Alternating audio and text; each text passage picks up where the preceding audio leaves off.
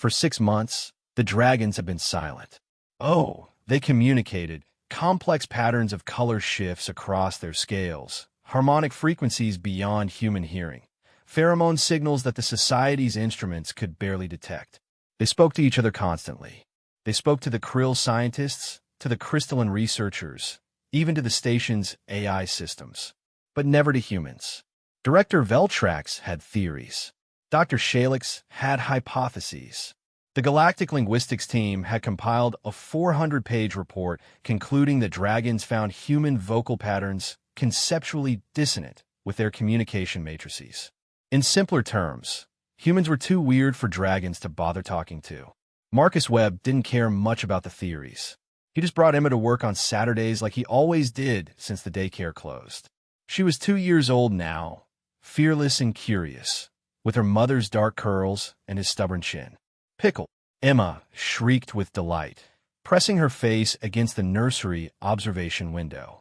The Crimson Dragon, officially designated Specimen Alpha 1, but still Pickle to everyone who mattered, raised his head from where he'd been dozing. At 6 months old, he was the size of a large dog, his scales gleaming like polished rubies. The other 4 hatchlings were nearby. Emerald, Emma called her Emmy, Sapphire, Sapphy, Gold, Goldie, and Violet, Vi6. Pickle moved to the window, his galaxy swirl eyes fixing on Emma. His scales shifted through patterns, greeting sequences, the scientist said. Emma put her palm against the glass. Pickle matched it with his claw. Daddy, Pickle won out, Emma declared. The dragons need to stay in their habitat, sweetheart, Marcus said. Not for the first time. But Pickle, my friend. Marcus glanced around. The observation deck was empty. Most staff took Saturdays off. How about we go inside for a quick visit? Just 5 minutes. Emma was already running toward the airlock. Inside the habitat, Emma toddled straight to Pickle with the confidence of someone who'd never learned to fear anything. She'd been visiting since she was 18 months old, had watched them grow, had shared her snacks through the feeding ports. To her, they weren't ancient legendary creatures. They were just her dragons. Hi, Pickle. She threw her tiny arms around his neck. Pickle rumbled, a sound like distant thunder. His scales flickered through warm colors, contentment, affection. The scientists had identified those patterns weeks ago. Emma pulled back and patted his snout. You my uncle, she announced with the absolute certainty of a toddler naming her world. Uncle Pickle. The habitat went completely still. Everdragon's head snapped up. Their scales shifted to colors the database had never recorded, something between silver starlight and deep space, shot through with aurora patterns. The air itself seemed to hum with a frequency that made Marcus's teeth ache. Then Pickle spoke. Uncle, the dragon said, the word perfectly formed in Emma's high, childish voice. Uncle Pickle. Marcus's knees went weak. The word hadn't come from Pickle's mouth. It resonated through the air itself, vibrated through the floor, echoed in his chest cavity. But it was unmistakably speech, unmistakably Pickle. Emma clapped her hands. Yes, Uncle Pickle talk. The other 4 dragons moved closer, forming a circle around the toddler. Their scales rippled with that same impossible starlight color. Emma, Sapphire said, voice like wind chimes. Friend, added Emerald, sounding like rustling leaves. Sister Small. Gold's voice was warm honey. Family, Violet finished, and her voice carried harmonics that made Marcus's eyes sting with sudden tears. The airlock burst open. Director Veltrax rushed in, followed by Dr. Shalix and half the linguistics team, all alerted by the bioscanner's alarms. Impossible, Veltrax breathed. They're speaking in human language. How? Uncle, Emma said again, hugging Pickle tighter. All my uncles and aunties. Dr. Shalix's instruments were going haywire. The linguistic patterns, they're not translating our language. They're not even using their standard communication matrices. They're creating something entirely new, a hybrid form that. She stopped, crystalline form pulsing with realization.